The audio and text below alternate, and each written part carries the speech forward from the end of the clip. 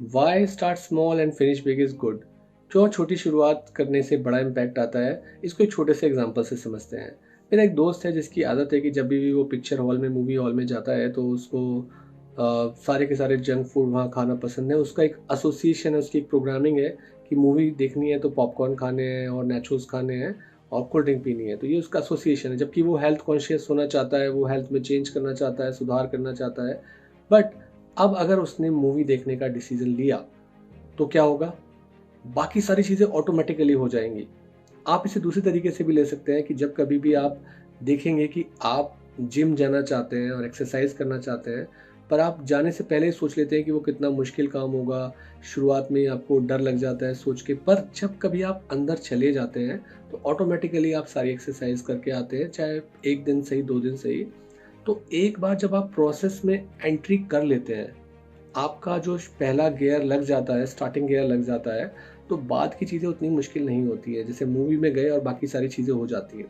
अब अगर उसी दोस्त को वो चीज़ चेंज करनी है कि उसको मूवी में जाके वो चीज़ नहीं करनी है, तो उसको अपनी प्रोग्रामिंग में चेंज लाना पड़ेगा।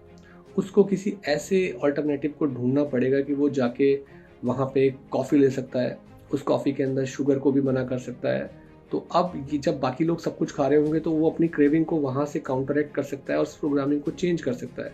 और अगर वो कॉफ़ी भी वाक़ई में अच्छी लगी उसको, तो हो सकता है कि जो एक ऑटोमेटिकली वो बहुत सारा जंक फूड खाता था वो ना खाए, या वो मूवी जाने से पहले ही कुछ अच्छा हेल्दी खाना अच्छी अमाउंट में खाकर जाए, तो तब खाली कॉफ़ी से ही बात बन जाए। तो बिहेवियर चेंज करना, डिज़ाइन चेंज करना है। जहाँ पे आपको अपनी नेचर के बारे में, अपने बारे में पता है, तो आप उस तरीके से उसको अच्छा करते हैं। पर यहाँ पे शुरुआत छोटी करने से बड़ा रिजल्ट इसलिए आता है क्योंकि एक बिहेवियर के बाद में दूसरा बिहेवियर शुरू होता है, दूसरे के बाद तीसरा होता है। तो इसीलिए जब आप एक छोटा बिहेवियर चेंज करते हैं तो ऑटोमेटिकली वो अपने जैसे दूसरे बिहेवियर को अट्रैक्ट करता है और आपका ब्रेन उस तरीके से सोचने लगता है। वो अपने जैसे और थॉट्स और विचारों के बारे में सोचने लगता है। जैसे आप पढ़ाई नहीं कर रहे हैं और सोच सोच के डर रहे हैं, आपने पहला पन्ना पढ़ना शुरू किया, एकाएक आपकी दुनिया चेंज हो जाएगी। आपको पढ़ाई के बारे में और ख्यालात आने शुरू हो जाएंगे, अरे मेरा वो भी कोर्स रह गया, मुझे वो भी चीज़ पढ़नी है, ये भी करना है। तो हमारा जहाँ फोकस पड़ता है वो चीज़ हमारी लाइफ में बड़ी हो जाती है, उससे जुड़े हुए और ऑप्शंस खुलने लगते हैं और चीज़ें दिखने लगती हैं। इसीलिए जब आप छोटे चेंज करते हो तो आपको वो छोटा चेंज दिख रहा है, पर उसके पीछे बहुत सारे स्टेप्स हैं कि जब आप उस छोटे स्टेप को लोगे तो बहुत सारे स्टेप्स और आते चले जाएंगे। जब आप जिम जाना शुरू करोगे तो आप जिम के कपड़े खरीदोगे, उसके जो और अटायर और चीज़ें होती हैं उन चीज़ों को लोगे। आप और बहुत सारे फूड के ऑप्शंस के बारे में सोचने लगोगे।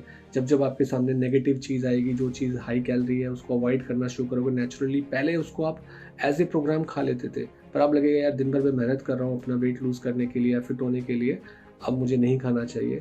तो एक छोटी चॉइस जो है वो बाद में बहुत सारे और डिसीज़न को इफ़ेक्ट करती है, जिसको हमारी आँखें देख नहीं पाती हैं शुरुआत में।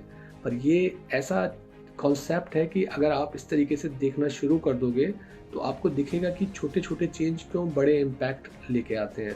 इसीलिए छोटे चेंज से बड़े काम को किया जा सकता है। प्रॉब्लम होती है लोग छोटे को अनइम्पॉर्टेंट मानते हैं, सिग्निफिकेंट नहीं मानते हैं।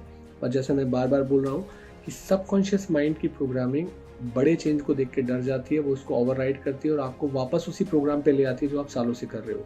पर अगर आप छोटा चेंज उसके सामने लेके जाओगे तो वो उससे डरेगी नहीं और उसको होने देगी।